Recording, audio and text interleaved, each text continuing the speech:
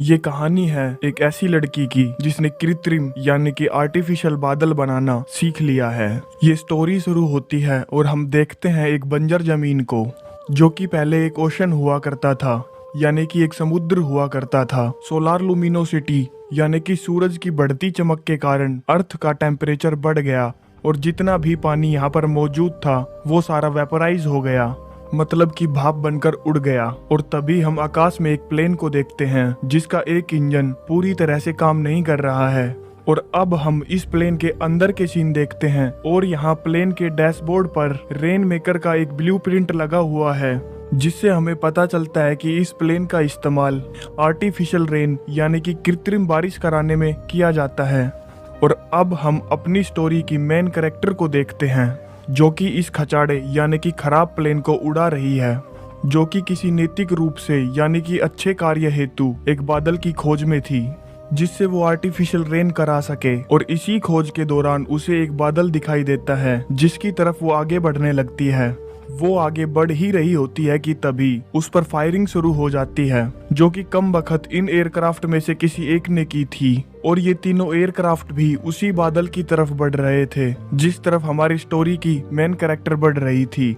लेकिन इन तीनों एयरक्राफ्ट का इस बादल की तरफ कोई नैतिक आचरण नहीं था, यानी कि इनका मकसद कुछ और था। वो इस बादल में इकट्ठे हुए पानी को अपने प्लेन में पीछे लगी बोतल्स में इकट्ठा करना चाहते थे, क्योंकि इस दौर में इस समय में पानी की बहुत ज्यादा कमी है और अब पीने के लिए पानी भी नहीं बचा है। हमारी स्टोरी की मेन कैरेक्टर के ऊपर फायरिंग करना शुरू कर देते हैं और तभी वो इन तीनों प्लेन से किसी तरह बचते बचाते इस बादल के ऊपर पहुंच जाती है और आर्टिफिशियल रेन कराने का फॉर्मूला इन पर स्प्रे करने लगती है। वो फॉर्मूला स्प्रे करके वहां से निकल ही रही होती है कि वो दुष्ट प्लेन के चालक इसको फॉलो करते हुए इस पर फायरिंग करने लगते हैं। लेकिन तभी एक जोरदार बिजली कड़कती है और ये प्लेन्स उस पर फायरिंग करना बंद कर देते हैं और उसको फॉलो करना भी बंद कर देते हैं। अब हम दूसरी तरफ देखते हैं कि इन बादलों का साइज अब बढ़ने लगा है, यानी कि वो फॉर्मूला जो हमारी कैरेक्टर ने उसके ऊपर स्प्रे किया था वो सक्सेसफुल रहा। और ये देखकर हमारी स्टोरी की कैरेक्टर काफी खुश हो जाती है। हम देखते हैं कि इन प्लेन्स की बोतल अब भर चुकी है। इसके बाद ये अपनी वापसी कर रहे होते हैं कि तभी इन पर फायरिंग होने लगती है और तभी प्रकट होता है एक विशालकाय प्लेन, जो कि इस बादल को सिर्फ 2 राउंड में ही खत्म कर देगा। ये देखकर वो आश्चर्यचकित हो जाती है और उसे लगता है कि उसकी सारी मेहनत पर पानी फिर जाएगा। वो डिसाइड करती है कि वो इस प्लेन को किसी भी हाल में रोक कर रहेगी और अब उस पर फायरिंग होने लगती है। फायरिंग से बचने के लिए वो उस विशालकाय प्लेन के पीछे छिप जाती है, जहाँ पर वो उसे नहीं देख सकते। और तभी वो उस प्लेन के वाटर कलेक्टर पर फायरिंग करती है, जिसकी वजह से उसमें बहुत सारे छेद हो जाते हैं। अब ये दोनों एक दूसरे पर फायरिंग करने लगते हैं। इसी बीच हमारी कैरेक्टर के प्लेन में कुछ खराबी आ जाती है और उस प्लेन का इंजन पूरी तरह से काम करना बंद कर देता है, जिसकी वजह से उसका बैलेंस बिगड़ जाता है। और इस बात का फायदा उठाते हुए वो बड़ा प्लेन उस पर फायरिंग करने लगता है और इस फायरिंग के दौरान एक गोली हमारी कैरेक्टर के पेट में लगती है, जिसकी वजह से उसका कंट्रोल अपने प्लेन से छूट जाता है। लेकिन उसने ठान रखा था कि वो अपनी मेहनत को यूं ही जाया नहीं जाने देगी।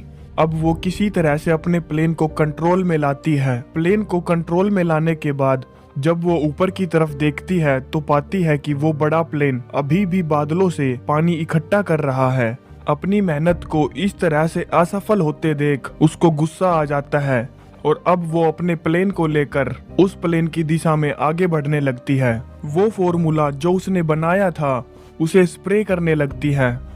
हम देखते हैं कि उसके प्लेन में लगा हुआ रेन मेकर का ब्लूप्रिंट अब उड़ गया है। उसने ठान लिया था कि वो अपने प्लेन को उस बड़े प्लेन से टकराकर ब्लास्ट कर देगी।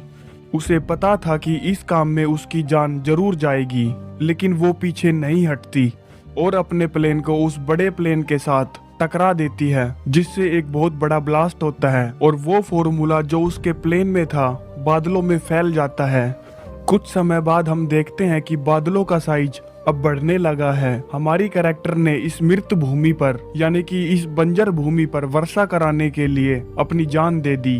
जोर जोर से बारिश होने लगती है और अब हम देखते हैं लाइट हाउस को।